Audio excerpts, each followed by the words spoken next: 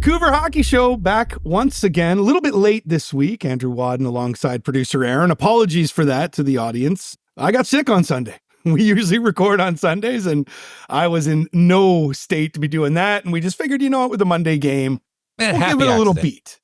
Yeah. Happy accident. Yeah. Yeah. We'll give it a little beat. I wanted to actually see, because there's been some news, of course, around Elias Lindholm. I wanted to see if there was going to be more news today. That's why we sort of waited a little bit further to put this out here. But looks like the team's got a day off, so we'll have to wait on that anyway. And I don't know if they'll be able to tell us too much. We'll get to Lindholm, though, when we get into the news. But as we do here on the VHS, we hit rewind and we look back at the week that was, and we'll add the Monday game, sort of bleed into this week to the rundown. But let's go all the way back to Tuesday, because it was a 3-2 win over the Buffalo Sabres. Elias Pettersson, first multi-goal game since late January.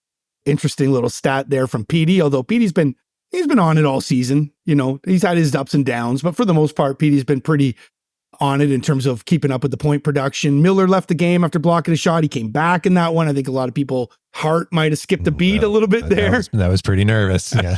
Rick Tocchet admitted post-game as well that, for a second there, I thought, oh boy, here we go. Well, can't we just mention that block shot, though? Just right on, those are stings. Right on the foot. And every time they get him in the foot like that, and I believe there was one that happened last night in the LA game, trying to think of who it was now off the top of the ankle. Was it Podkolzin? Yeah, I think it was. It's just that when you see those, you're like, how is the bone not breaking? It's a 90-mile-an-hour frozen puck. Tyler Myers had another one on Calgary on Saturday. Yeah, that's right as well. So the Canucks ended up getting the victory with that one. Then they head to Thursday, and the Montreal Canadiens are in town. I don't know about you. I didn't feel like the crowd was as heavy on the Habs as in years past. Now, it's not Toronto. Toronto seems to get most of their fans out. It's an easier commute. And also, I guess so, yeah. But I think, too, for those games, I think Canuck fans know, these are a premium. I'm going to sell my tickets right now and get these Yahoo Toronto fans to come in here and then watch their team lose, because that's what they do every time they go to Rogers Arena. But I just felt like the Montreal fans weren't in full force. There was some red in the crowd, don't get me wrong. Some chants at the beginning of the game, but once things started happening, it got pretty quiet in there. Yeah. Well, Nikita Zadorov shut them up pretty quickly. Gets 2 goals there in the first period. It was a 4-1 win, as you guys know. Zadorov with 2 goals. Thought Casey DeSmith was good in that game. And before Zadorov did open up the scoring, there was a couple of saves that DeSmith made really key at when the game was scoreless. One of them was when Brendan Gallagher jumped out of the box and got himself a breakaway, and DeSmith just played it perfectly. I've thought Casey DeSmith's been good since Thatcher Demko went down. I thought he was particularly good in that game. Really liked Vasily Podkolzin's game. This is one of those games where I think we're starting to see the maturity, also starting to see really what the Canucks want out of Vasily Podkolzin, throwing that body around. Saw somebody I mentioned last night, because one of the hits that he made last night sort of led to a turnover that led to the Lafferty goal. That, of course, I'm talking about against the Kings. And I tweeted that, Pod's throwing the bod around, to get the assist, essentially. And somebody replied, Pod the bod, which, hey, why not? And why not play that game? Because he's got the body for it. He's playing in a 4th-line role, so he knows he's got to come out there. He's got to bring energy. They're not going to get a lot of minutes. And he's been throwing his weight around. He's got a couple of assists now. So good for Podkolzin. I thought that was his breakout game of the season. Saturday, Calgary Flames come into town. Hockey night in Canada. Our old friend Andrei Kuzmenko making his return to Rogers Arena. I'm always going to have a soft spot for Kuzi. I know he wasn't here very long, but I think that he made an impression. He made an impression big time. Yeah, he was impactful for the fans. Looking back at the trade, whatever, we can really reevaluate it later on. Right now, I think it's sort of hard to say. Kuzi really hasn't, he was just like Lindholm. He scored in his first game, but he's been up and down. He's been a healthy scratch as well. I actually had to look before that game. I had to look at his game log to make sure that he was getting in games and whether he was going to be a healthy scratch or not in Vancouver. He wasn't. Glad that he was able to get his moment back in front of the... He got his acknowledgement from Al Murdoch, so yeah. It's going to be interesting to see where his career goes, but it's a bit of a sidebar there. JT reaches the 90-point mark. JT Miller, of course. And I found this to be pretty interesting. He's just the 4th Canuck to do it in back-to-back seasons. Burry did it 3 consecutive seasons.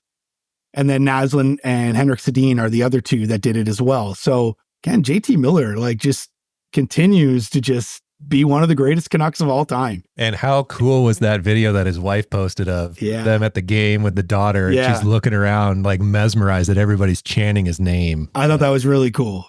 I thought that was really, really cool. And I also thought that was cool that JT got his name chanted again. It's not the first time this season the Rogers Arena crowd has done that. Mm-hmm. He just didn't acknowledge the first one because they lost that game. Well, yeah. And he said in the post game. He's like, I didn't even hear it. Yeah. Okay. One of the things about the Rogers Arena crowd, I find, I watch a lot of hockey, Aaron, as you know, and I love watching the Canadian teams. I would say outside of Montreal and Montreal and Ottawa, kind of the obvious teams. They're not obviously very good. Don't watch a lot of their games, but I love watching, even Calgary's not a great team. I love watching them for some reason. Love the crowds in Alberta. Winnipeg obviously is Winnipeg, but Toronto crowds are just whatever. It's almost like it's so corporate there that if there is a chant going on, it's hard to hear because it's so high up in the arena. Whereas I find with Rogers Arena, those seats aren't cheap. They are not cheap, but the fans that do come out, they give it. They get into the game. So they want to be entertained, man, and they'll provide some entertainment too. Yeah. So. And I would assume that Canuck tickets are probably the second highest in Canada. Maybe Montreal rivals it. Toronto's have to be the most. But regardless, the Toronto crowd is very corporate. And I just find that Rogers Arena crowd is very, it might have something to do with the fact that the team's been bad for a long time as well. Right. And they want to get right into it. And also the fact that the team's the best in the NHL right now. So, but there's a lot of nice organic things that just happen with the Vancouver crowd. Remember Bruce There It Is last season? Yeah, that was completely organic, and that became quite the hook, for the team at the time. Green Men, that's organic. That wasn't made by the team. So yeah. I do shit on them though for their lack of originality when it comes to game ops. But you're right. There's been a few questionable tracks in that playlist this season. Well, let's keep in mind too, the things that you referenced, that's not game ops by the Canucks. They didn't do that. That's organically done. Base. Yeah, that's organically done by the fans. And the Bruce There It Is thing is outstanding. Bruce Boudreau will never be able to go at least anywhere in the Lower Mainland and not hear that. People be chanting that at him, right? So let's get to last night's game against the Kings, who played their game to an absolute T. A snore fest of a game, but the LA Kings, that's the way they want to play. I think I said to you after the game, man, those guys are energy vampires. They Absolutely. just suck it out of you. I didn't mention too, it was a 4-2 win over Calgary. So they were 3-0 last week. Good on the Canucks. But then against the Kings, as mentioned, LA just sucks the energy rate out of the game, and 3-2 loss for the Canucks. Now, were the Canucks completely outplayed in the game? I don't think so. Was Casey DeSmith bad? I don't think so. But did the Kings just do what they need to do to win a hockey game? Absolutely. Because that's what they do. They play that 1-3-1. They just clog up the neutral zone. They get their couple of goals, and then they just sit on it. They do have talent. Don't get me wrong. There's a lot of talent, especially in that forward group. They're going to be a tough team to face off in the playoffs. I think it was DT that said on the broadcast, Kings are just happy to be 1 point up, and that's it. Yeah. Just hold you there. That 1 goal ahead. Yeah, absolutely. Now, I've seen some people bitching about the officiating in the game, and it was questionable. And honestly, NHL officiating every single night, you can gripe about it. The inconsistencies, the fact I always hated the one team's had a couple penalties. All right, well, the other team's going to have to get one now, call the penalties the way they are. I don't want to get too deep into officials discussion because we could be doing an hour-long podcast just griping about it. But there was some obvious ones. The Doughty dive on the Besser interference. That one was a little ridiculous. Doughty trying to turn the corner and just sort of runs right into Besser and then looks like he got taken out by a sniper. And then the no call on the Podkolzin high stick on Doughty. I believe that was when the goalie was pulled. The Canucks pulled their goalie pretty early with less than 4:30, I think it was left. Yeah. So again, it was going both ways. One of the things that really bothers me, Aaron, and I'm not going to call out anybody, but I just can't stand seeing media members griping about officiating. No. It's not your job to be a cheerleader for the team you cover, right? Now, if it's just the facts, man, the facts. If it's completely blatant and, it's just so obvious, perhaps. But again, if you're going to bitch about one call on the team that you're covering, then you got to do it on the other side as well. Mm-hmm. So let's have some fair and balanced journalism here. See it far too much. And it's not just Vancouver Canuck reporters. You just see it too much across the board now. It used to be a thing back in the day that, like, if you covered the team, like, you're not a fan. It seems like that's seeping in more and more nowadays. We'll get off the soapbox here. Let's get back to what I was saying a little bit earlier, though. That I don't think this is a team that the Canucks are going to want to see in the playoffs. No, well, let's point out real quick, too. At the time when they pulled DeSmith to get the extra attacker with 4:30 left in the third period, they only had one shot the whole period. Exactly. And that goes back to the officiating thing. Like, during the period, I've seen these people bitching about the officiating. You're like, guys, they have one shot on goal. It's not the officiating. Like, it's the Kings sucking the blood out of you. Like vampires. I mean, listen, the Canucks are going to have to face a tough team in the playoffs, first round, regardless. Like, playoffs start today as we're recording this. They're playing the Vegas Golden Knights. So, you can play the Vegas Golden Knights. You play the LA Kings. You could play the Edmonton Oilers. You could play the Nashville Predators. Those are the teams that I mean, St. Louis is 5 back. Are they in it? I mean, they got 9 games left too. Like, Edmonton's got 13 left. So I think they're pretty much set in terms of the 8 teams that are going to get in the West. But pick your poison at this moment. Yeah, exactly. Pick your poison right now. Kings have won 4 straight now. Vegas has won 3 straight. Edmonton's lost 2. There's going to be some jockeying for position there. We know what Nashville's doing right now. The only problem with what Nashville's doing right now is are they peaking at the wrong time? Now, they had to be able to get themselves back into the race, and they're well into it now. They're not going to compete for one of the 3 spots in the Central. They're still 5, for as good as Nashville's been, they're still 5 points behind the 3rd spot in the Central. So again, it goes down to those 4 teams that the Canucks will likely face in the first round. And it does come down to pick your poison. But I wonder if LA is the one team you just don't want to face right away because of what the energy sucking that they do. Yeah, especially after last night's game. Right? Yeah. And the fact that a team like that, a series like that, going to be tight games and it's going to be tough. And then on the flip side, you can look at Vegas. Magically, everybody's healthy. Well, there could be that, right? Yeah, the Undertaker meme for Mark Stone in the coffin there. And what's going on with Hurdle? Like, is Hurdle going to be all of a sudden showing up? So you're right, pick your poison. But man, that LA team, I kind of just don't want to see them because I don't want the first round to be completely boring. Okay, let's get into some news around the team.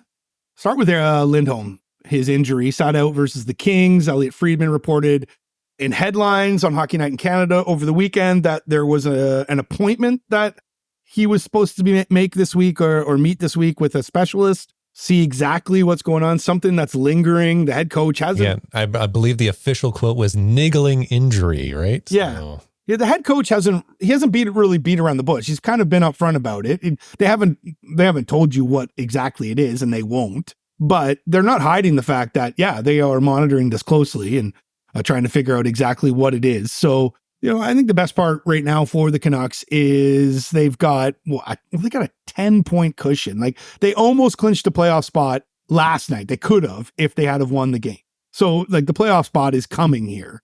They've got 10 games left in the season. 10-point cushion. Lindholm could probably sit out the rest of the season. They'd be fine. Not saying that's going to be the case, but they've got time to be able to let Lindholm heal up. And we need guys healthy, man. So rest is cool. I mean, what's the biggest key to the Stanley Cup? It's Thatcher Demko, right? So got to have to make sure that they got Demko right, but they've got a lot of time right now as well. Let's see if they can do the same with Lindholm. So monitor that. I was hoping to have a different sort of set of news today, as I mentioned off the top of this pod, but nothing just yet. So we'll see what comes of Lindholm. We'll keep an eye on that throughout the week. A good story was Dakota Joshua returning to practice over the weekend. It's been out since mid-February. Non-contact jersey, was kind of hoping to see if they're going to practice today as well, whether that jersey would change color, but we won't know. It feels like they've been playing good or playing well without Dakota Joshua in the lineup. But let's not misunderstand the importance of Dakota Joshua to this team. He's just the icing on the cake, man. He's just one of those guys that come playoff time, you're going to want to go into the fight with. And I think, for him having this sort of breakout season, the confidence and how high it was for him as well, that this is a guy that is just chomping at the bit to get back into the lineup. So we'll see what comes of Dakota Joshua over this next week, really, because I'd probably be surprised if he's in the lineup on Thursday, but would you be surprised if he's in the lineup on Sunday, to wrap up the homestand? And boy, wouldn't that be a nice little treat for Rogers Arena fans as the team embarks on a 3-game roadie after being there for what will be 9 games on Sunday. Or do you let them rest another week while they're on the road? No, I don't think so. I think with the rust, I think with someone like Dakota being out for as long as he's been, you got to get him into games. You got to get it. That would only, if he sat out the entire next week, that's only 5 games left in the season. And I wouldn't risk that. It depends. It depends on where the injury's at. But if he's out and in non-contact, what's his hand? So he's been able to be, able to keep his feet moving while he's been on the IR. I disagree. I think they should get him back into the lineup.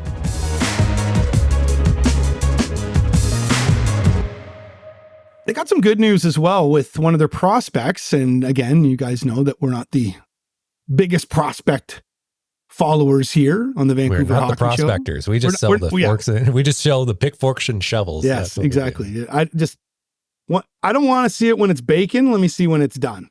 But apparently this kid's been cooking though. And Lekaramäki's been putting up some numbers over in Sweden. He's in Abbotsford. And the plan is to have him possibly play, but also he's going to be heading back to Sweden. He wants to get on that world championship team. I think that would be big for Jonathan Lekaramäki. But interesting to see exactly where this kid goes, because, I know there's some people last year that were worried about the fact that, he's not progressing, and then this year he's sort of been, shot out of a cannon almost. I believe he had like 19 goals in something like 40 games, something like that. And, seems to be moving his way up when it comes to progression. But it's interesting to see what he'll be for the Canucks next year. Now, I know the way that they've been doing things with their prospects is they love to move them through Abbotsford and get them, comfortable at being pro before they get them up into the NHL. Now, you could argue that Vasily Podkolzin was the reverse of that, but at the same time, too, Vasily Podkolzin, once this management team got their hands on him, is now doing what they want to do, and that's bring guys through the AHL before they, get them up into the NHL. And it's funny, too, because when you hear Rick Tocchet talk about Podkolzin, he calls him a first-year player, but he's got a year in the NHL. But that's essentially how the organization's looking at him, and I think that's probably what they'll do with Lekaramäki. But as the, salary cap and, as they try to fit all the pieces together on the salary cap, and as guys are going to need to get raises, and there's a whole bunch of them next year, it'd be interesting to see if Lekaramäki could actually break camp next year and make the Canucks, and that would be big for them considering that the player's on an ELC soon. But getting way too far ahead of myself, just good to see that their first round draft pick is going to be heading to Abbey, and fans will get to lay some eyes on him at least for maybe a week or so. All right, let's get into some stuff that we've been doing these TikTok videos, right? We got content everywhere. Yeah, so we're, the videos that we put out, we try not to really cannibalize our other stuff. Like I'll usually pull a clip or something from the podcast and build a video around it.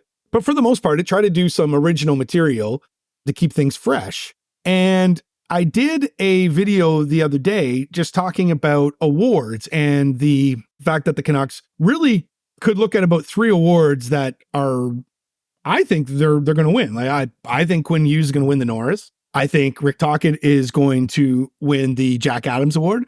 And I think that Patrick Alvin has a really good shot at being the GM of the year as well. Something that they haven't done since Mike Gillis. Is it the Jim Gregory Award, I believe it's called? So we were looking at that, but the run-in into the piece, I talked about the fact that they're on top of the Pacific Division and poised to win it for the first time in franchise history.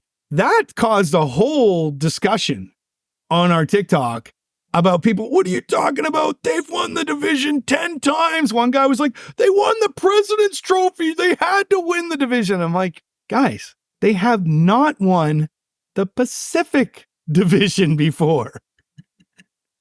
It was in the video. We said it, and we had a couple of people catch it as well, and it caused a bit of a debate. But the reason why I want to bring it up is I'm not trying to spike a football on somebody. The point is that it's an accomplishment. You know, you can downplay the President's Trophy, and you can downplay a division winner as well. But like, this is the first time that they'll be able to hang a Pacific Division banner. Now, I know this is not the ultimate goal of this team. And some of you might be rolling your eyes right now going, it's a freaking division banner, Wadden. Like, shut the hell up. But the Stanley Cup champions, the reigning Stanley Cup champions are in this division right now. And they didn't fall off a cliff. This is an accomplishment for the Canucks, something to celebrate. You know, football teams, soccer teams, that is, they love trophies, right? Got to win trophies. Doesn't matter what it is. Got to win one. Let's look at it in that regard a little bit. Like, it's the first time they've done it in franchise history. I think it needs to be acknowledged. I do know that they have won the divisions before the past, like the Northwest. I believe they won the Smythe before as well. But again, like, let's not take it too far out of context. Like, just celebrate the fact that they are going to win. It's been a while. Names have changed. Yes. And there's different teams. I know the Pacific Division has had different teams in it in the past, but yes, like, you're technically right. They have won the division before, but I'm also technically right that there's two new teams since they won. Exactly. But again, this is not what they want. This isn't the ultimate goal, right? They're not playing this year to win the Pacific Division. But again, how many people thought that the Canucks were going to be, you know, Stanley Cup contenders this year? If I said to you, Aaron, at the start of the year, the Canucks are going to win the Pacific, but they're going to lose in the first round, you'd be like, oh yeah, they would take that. I mean, honestly, I would have been happy over 500 compared to last season, right? Like, exactly. I don't know if I'd be happy over 500, because NHL 500 is kind of a fallacy, really. You got to be playing like what? I think it's like close to 600 hockey to be able to make you have to play 600 hockey to make the playoffs nowadays. So anyway, that's just the NHL and its oddity when it comes to giving away loser points.